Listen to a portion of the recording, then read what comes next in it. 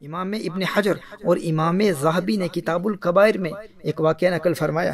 ایک عورت کا انتقال ہو جاتا ہے اور اس کی تدفین کے بعد اللہ جل وعلا اس کے قبر کے عذاب کو اس کے بھائی پر منکشف کر دیتا ہے۔ اس کے بھائی کا کچھ سامان قبر میں رہ جاتا ہے۔ تدفین کے بعد جب وہ گھر جاتا ہے اور اپنا سامان تلاش کرتا ہے تو پھر اسے یاد آتی ہے کہ بہن کی تدفین کے وقت اس کا وہ سامان قبر میں گر گیا تھا۔ جب واپس قبرستان جاتا ہے، قبر کھودتا ہے تو دیکھتا ہے کہ اس کی بہن کی قبر آگ کے شعلوں سے بھری ہوئی ہے۔ وہ روتے ہوئے واپس گھر آتا ہے اور اپنی ماں سے اپنے مشاہدے کا حال بیان کرتا ہے۔ ماں کو بتاتا ہے کہ میں نے کیا دیکھا، اور ماں سے پوچھتا ہے کہ میری بہن کے اعمال کیا تھے۔ تو ماں نے اس کی بہن کا ایک ہی گناہ بیان کیا۔ ماں نے کہا، بیٹے تیری بہن نماز میں سستی کرتی تھی اور قضا پڑھتی تھی۔ محترم احبہ، اہل علم نے اس روایت پر کلام کرتے ہوئے کہا ہے کہ جو شخص عام طور پر نماز پڑھتا ہو لیکن سستی کی وجہ سے نماز قضا ہو جاتی ہو، یہ اس کا عذاب ہے کہ قضا پڑھنے والے کی قبر اگر آگ کے شعلوں سے بھر جاتی ہے تو بتاؤ جو بالکل نماز پڑھتا ہی نہیں اس کے عذاب کا عالم کیا ہوگا، اس کا عذاب کس قدر دردناک ہوگا۔ میرے دوستو، جو ایک نماز بھی بغیر عذر شرعی کے قضا کرتا ہے اس کا جرم زانی سے بڑا ہے، قتل کرنے والے سے بڑا ہے، چوری سے بڑا ہے، ڈکیتی سے بڑا ہے، رشوت سے بڑا ہے۔ جو نماز میں سستی کرتا ہے، اپنے وقت پر ادا نہیں کرتا، قرآن کریم کی اس آیہ مبارکہ کی روشنی میں یلقون غیا، جو نماز میں سستی کرتا ہے، نماز اپنے وقت پر ادا نہیں کرتا، اسے جہنم کی گہری وادی جس کا نام غی ہے اس میں عذاب دیا جائے گا۔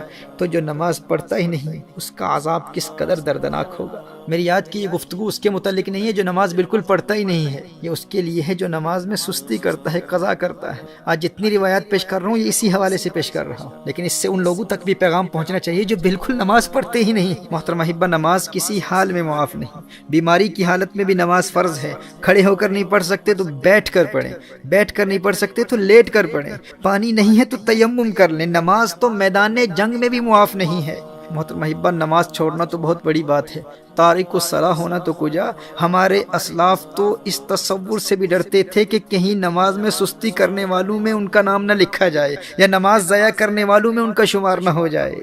حضرت عبداللہ ابن عباس رضی اللہ تعالیٰ عنہما کی آنکھ میں پانی اتر آیا۔ لوگوں نے عرض کیا کہ اس کا علاج تو ہو سکتا ہے لیکن چند نمازیں قضا ہو جائیں گی۔ آپ نے فرمایا یہ نہیں ہو سکتا۔ میں نے نبی کریم صلی اللہ علیہ وآلہ وسلم سے سنا ہے کہ جو شخص نماز نہ پڑھے وہ اللہ جل وعلا کے یہاں ایسی حالت میں حاضر ہوگا کہ اللہ جل وعلا اس سے ناراض ہوگا۔ اللہ اکبر!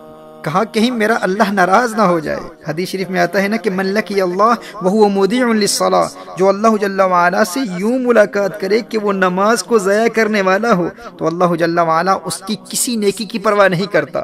وہ خود کو نیکوکار سمجھے گا کہ میری اور تو بہت نیکیاں ہیں، ٹھیک ہے میری نماز قضا ہو گئی تھی لیکن میں نیک تو ہوں، میں صدقات دیتا ہوں، میں نے مسجدیں بنائی ہیں، میں خدمت خلق بجا لاتا ہوں، میرے اخلاق اچھے ہیں، یعنی اس کی اور بے شمار نیکیاں ہوں گی۔ وہ روزے دار بھی ہوگا، اس نے حج بھی کیا ہوا ہوگا، وہ خدمت خلق بھی بجا لاتا ہوگا، صدقات بھی دیتا ہوگا۔ وہ کہے گا کہ میری اور بے شمار نیکیاں ہیں، میں ایک اچھا انسان ہوں، کبھی کسی پر ظلم نہیں کیا، میں نے کبھی کسی کو مارا نہیں ہے، میں نے کسی کو کوئی تکلیف نہیں پہنچائی۔ کہا کہ اگر وہ تارک الصلاۃ ہے، اگر اس کی نمازیں ضائع ہو جاتی ہیں، اگر وہ نمازیں قضا کرتا ہے تو اللہ جل وعلا کو قیامت کے روز اس کی کسی اور نیکی کی پرواہ نہیں ہوگی۔ یہ حضور اکرم صلی اللہ علیہ وسلم کی حدیث ہے۔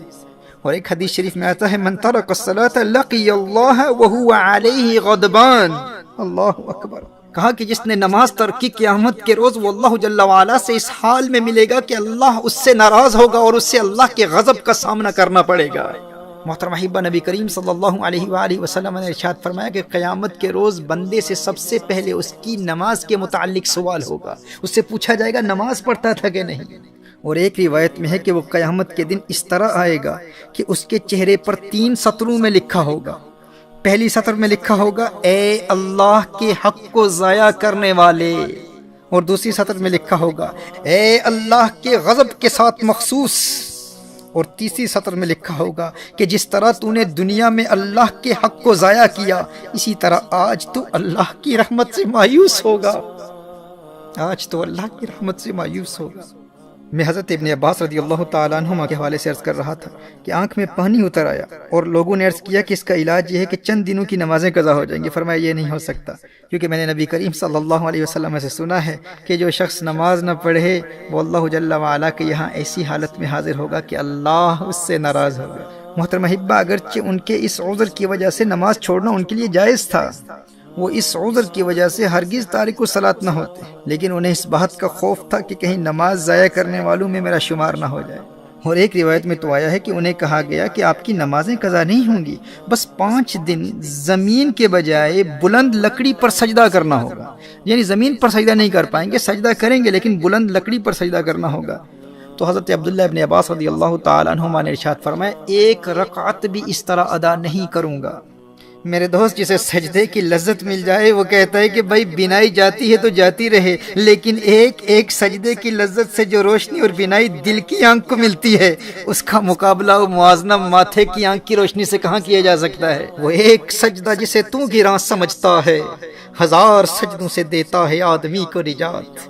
وہ سجدہ روح زمیں جس سے کانپ جاتی تھی، اسی کو آج ترستے ہیں ممبر و محراب۔ ویسے تو مسجدوں میں ہزاروں سجدے کرنے والے ہوتے ہیں، لیکن جس سجدے کو آج ممبر و محراب ترستے ہیں وہ سجدہ کون سا ہے؟ یہ وہ سجدہ ہے جو اس قدر انہماک قلب اور حضوری قلب سے ادا کیا جاتا ہے کہ بندے میں ایسی انقلابی روح پیدا کر دیتا ہے کہ بندہ در در کی ٹھوکریں کھانے سے ہمیشہ ہمیشہ کے لیے آزاد ہو جاتا ہے۔ در در دیے در در نالوں، در بن جا ایک دردا، چول کتا کیوں اخویندائیں، در بن وقتاں وردہ۔ جب وہ ایک در کا در بن جاتا ہے پھر اللہ جل وعلا اسے در در کی در در سے ہمیشہ ہمیشہ کے لیے آزاد کر دیتا ہے۔ جب وہ اللہ کی بارگاہ کا منگتا بن جاتا ہے پھر کسی اور کی بارگاہ میں جولی پھیلانے کی حاجت کبھی پیش نہیں آتی۔ در در دیے در در نالوں، در بن جا ایک دردا، چول کتا کیوں اخویندائیں، در بن وقتاں وردہ۔ وہی سجدہ ہے لائق اہتمام کہ ہو جس سے ہر سجدہ تجھ پہ حرام، وہی سجدہ ہے لائق اہتمام۔ ایسے ہی اور بھی ویڈیوز دیکھنے کے لیے ہمارے یوٹیوب چینل کو ابھی سبسکرائب کریں اور ویڈیو کو لائک اور شیئر کریں۔